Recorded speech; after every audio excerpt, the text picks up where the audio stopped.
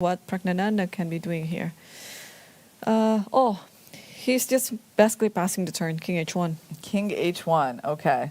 Well, that's not a move that's going to worry Magnus too much, king h1. And now Magnus is going to have to show us what his idea is. And by the way, it does look here like your idea, queen f6, is actually very well timed. Maybe you should just force the queen trade.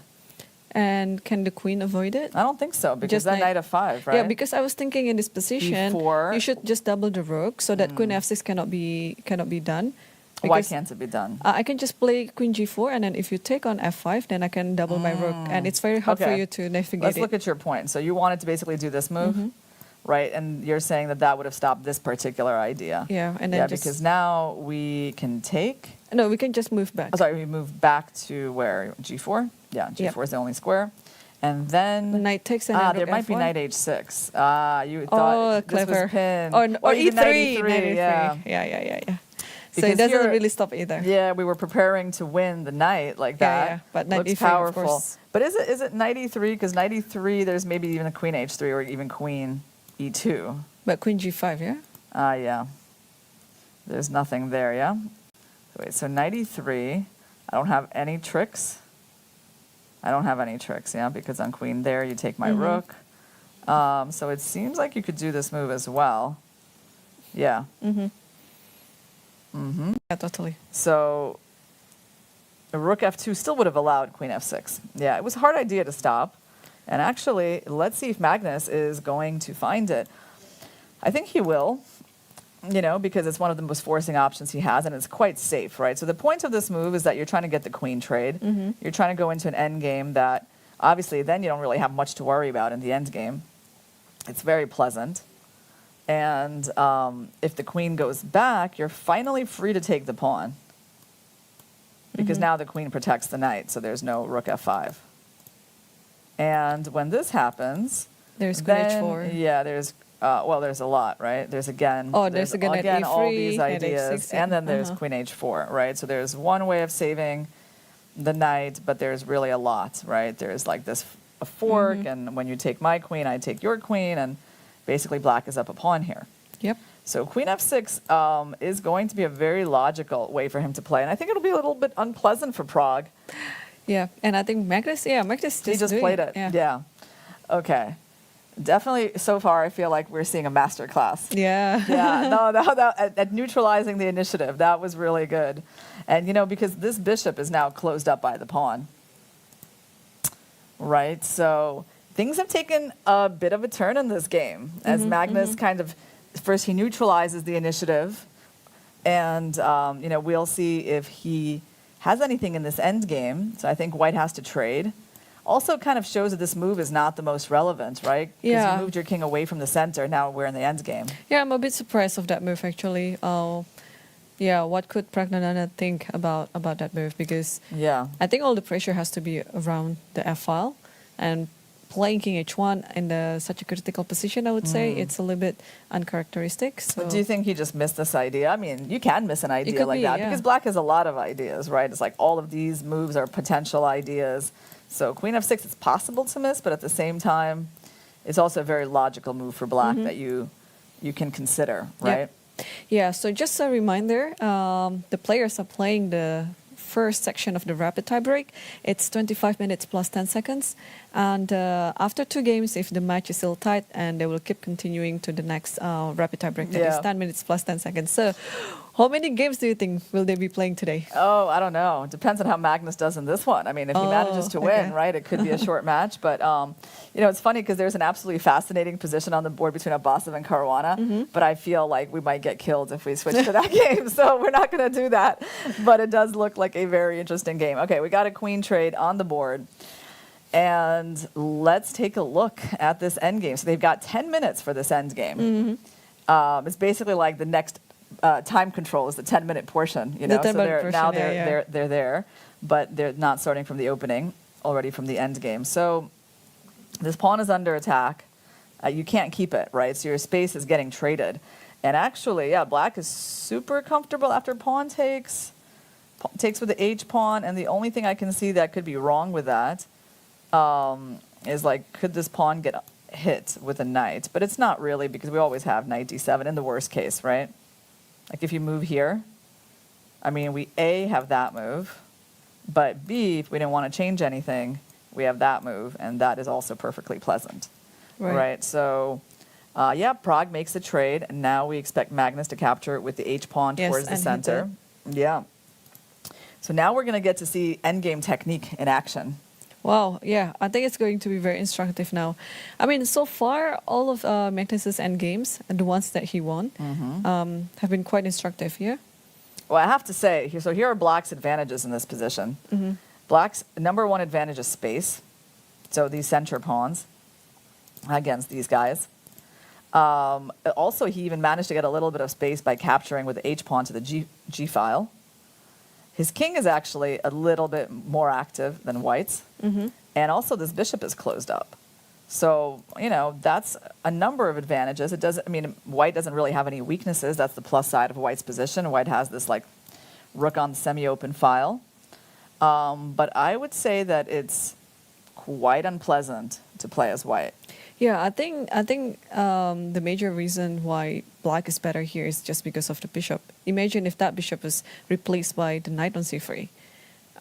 Well, Black would still be slightly better, but it's not going to be very much because then the knight can reroute. In this type of position, this is almost like a closed position, and the bishop is not doing anything over there. Then, I think we have e4 on the board. Yeah, I think it's a good idea. You know, he's trying to open up the bishop. Yeah, but then you have like a weak pawn on e4. E4. Weak pawn on e4 until the end. So yeah, there's some. Yeah, Pragnanda has to force some matters because otherwise the bishop cannot be closed up permanently like that. Then Magnus took on e4. So he actually made that decision really fast. He had other moves, but I guess he was just tempted by the idea of this pawn being weak. And then some rook d8. I mean, in this position, okay, at some theoretical level, there's a knight c4 idea. Could be useful somewhere. And I would say, okay, it's good for Prague that he managed to open up the bishop because there is more pressure on f7. So now, what kind of move could we expect from Black? Rook a d8. Rook a d8 is the obvious one. Also, knight d7 to try to go to c5 is kind of attractive. Can we try? Okay, so either we're attacking their knight or we're trying to reroute this knight off of the f file. So let's try that. Or am I going to run into some sort of knight c4 where you try not to let me move? No, knight c4 is fine. I think you can just play f6, right? And then you still have this knight c5 idea. Good point. Yeah. So I think knight c4, I have a few different moves, but your f6 makes sense. And protecting the pawn and getting ready to go knight c5, yeah? Seems logical. All right, so I think that's another big decision for Magnus. So knight d7 is one move. But the thing is, if he goes here, okay, he's about to move something.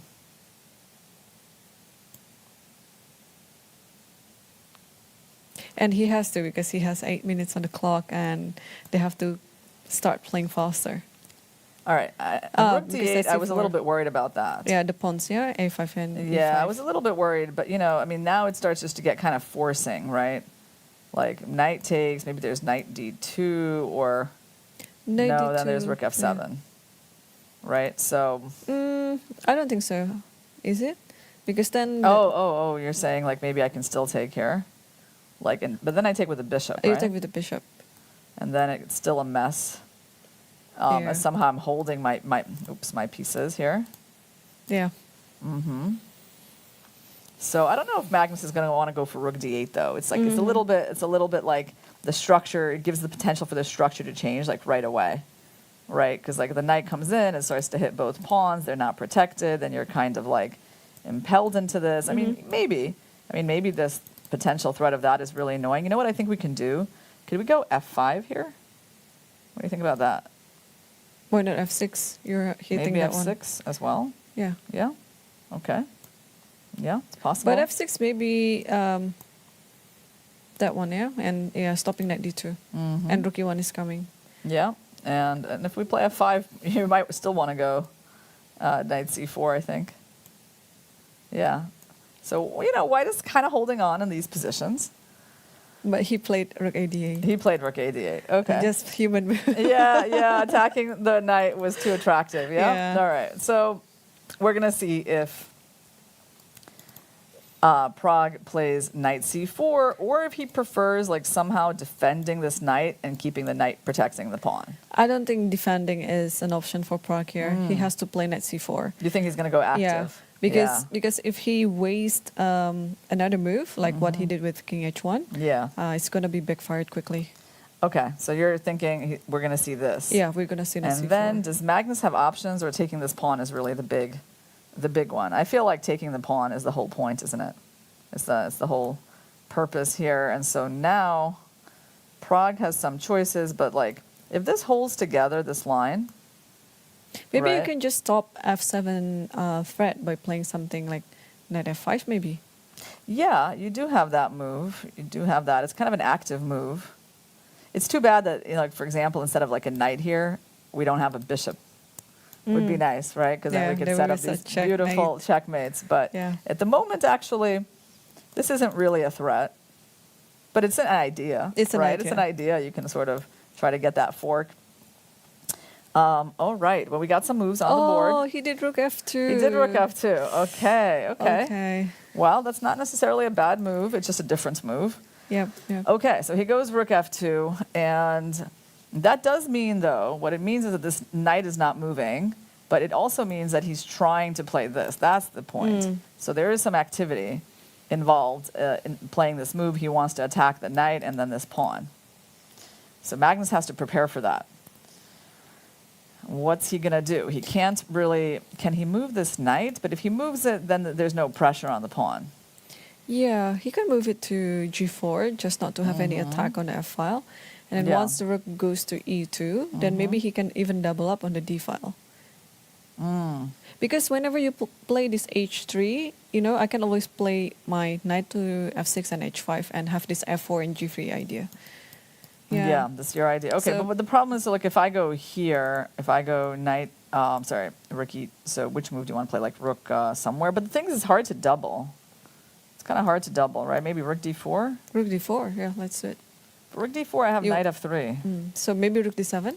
But rook d7, you're going to really find this move, I think, knight c4 a little bit annoying. Or are you just going to double up and try to mate me on the d file? I like to try. You would like to try these attacks, yeah? But maybe you have to play h3 at the end anyway. Yeah, I mean, okay, like let's say you go here, I probably play h3. You go, okay, we're seeing some action, and Magnus has chosen a move. So he has gone for rook d4. Okay. Rook here, and wow, so knight g8. And we have a result on the game between Abasov versus Caruana. Looks like black won. Black won, yes, and it was a very dominating attack. It looks beautiful. It looks so beautiful. I'm so sad that we never got to see it because I mean, like from the purely chess point of view, that game looks like very exciting. But you know, we know that the match for first place is what everyone is interested in seeing. So we don't want to miss any details in this game. So yeah, I think we got to stick with it. But we can admire Fabi's accomplishment later. Yeah. So he brought his knight back to g8 to guard the knight on f6. So this is kind of interesting, right? It's a little bit passive. He's tied down here, but it's blockading the I attack. kind of wonder, like, what does he even want? Like, because he can't move anything, right? As black, so like how's he moving any pieces here? Oh well, I think you just want to double the rook, and at some point you play b5. Try to undermine c4, but also attacking the fourth rank. This is coming, you think? Yeah, that's coming, and b5 is also coming. I think that's those are two main ideas by black. All right, so white played c3, kicking the rook back, and then white went rook e2 to free the knight to go to c4. And now Magnus is thinking. It's down to Yep. 5 minutes. Okay, so we're getting to like the blitz portion, you know, because it starts out so slow. Mm-hmm. 25 minutes, you feel like you're watching almost a classic game, right? Just a classical game, a little bit more accelerated, right? But when you get to 5 minutes, some point you remember it's like actually it's blitz. So you have to make some adjustments, you know, although you are getting the 10-second increment. Right. So now, how does Black prepare for this knight c4? How does Black prepare for this move, which is going to hit 2 pawns? Did he chose something? He played some rook. Yeah, and it move. wasn't b5. Oh, which- rook e7. Yeah. Yeah, he went for rook e7. So what's his idea? Like after knight c4 attacking a5, what are you going to do about it? Well, I hope. I mean, Not rook I a8, hope it's right? not rook a8. I hope he has some better plans. Or than maybe that. it is, and then b5 is coming.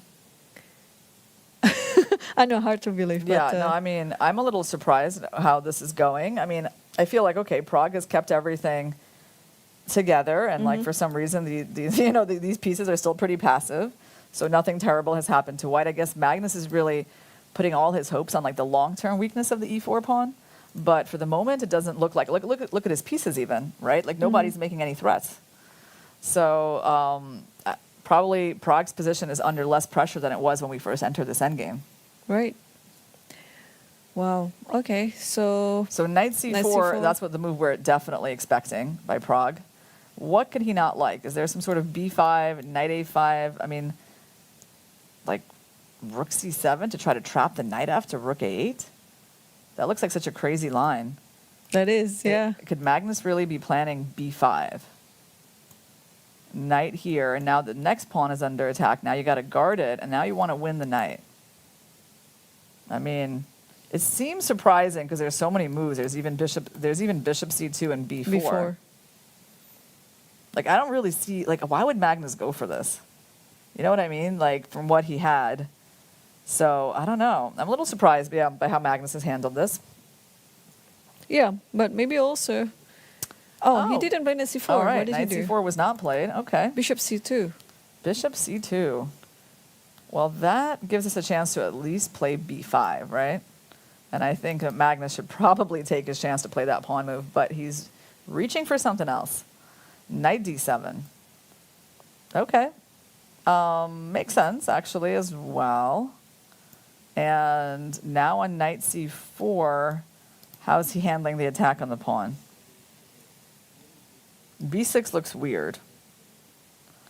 So it actually might be, you know what, it might be rook 8 and then b5. Because I think you have to play these moves at some point. Like you can't just let the knight stay on c4 forever. So like if this move happens, okay, I think he finally put the knight there. Yeah, and rook a8. Rook a8, yeah. You just now this makes sense. Okay, he wants to play b5 to challenge that knight. Okay, it's like a balanced position. Perhaps this knight will finally come out to f6 from g8. All right, both players under 5 minutes. Yeah, we're getting to the exciting portion of this game. So far, we've had a lot of maneuvering. Yeah. Yeah, I mean, you have to maneuver with these knights. Yeah, trying to put them onto the best square. So far, knight g8 is not doing the job, but it will come. It will come to f6 and e4. E4 will always be Yeah, another the important target. point is like when b5 happens, we're going to have knight d6. So we do have like some sort of active move plans, like hitting both pawns. So I'm not sure. I don't think Magnus can play this move just yet. Because after trade, knight comes in, we're hitting 2 pawns, right? No, you're hitting just the b5 Oh, I'm because sorry. f7 is... Yeah. You know what? I was used to the rook being here. I was like, oh, we have this attack 3 times. No, the rook is here. You're right. So actually b5 is a possibility already. Yeah, but what after like take 6, like what you said, knight d6, how to protect this pawn? How to protect the b pawn? I mean, You just should play we rook just keep- b8 or b4? Or b4. Yeah, like, okay, so as an example, let's like pass the turn for white. Let's play this move. b5, pawn takes, and to answer the question, how do we guard this pawn? I think if you play b4, then I can just play bishop b3 back, right? Yes. I mean, Or takes first and then bishop b3. yeah, something like that, and come back, attack this pawn, and... And that Well, is I a think- very... You think so? Yeah. because if Yeah, I it's play going to be a very f6 strong bishop. Yeah, it's a little passive. Like overall, like Yeah. playing like this is just passive with this knight. Yeah. So Prague did something. Okay, he played G4. G4. Okay. Wow. Wow. That move is very committal.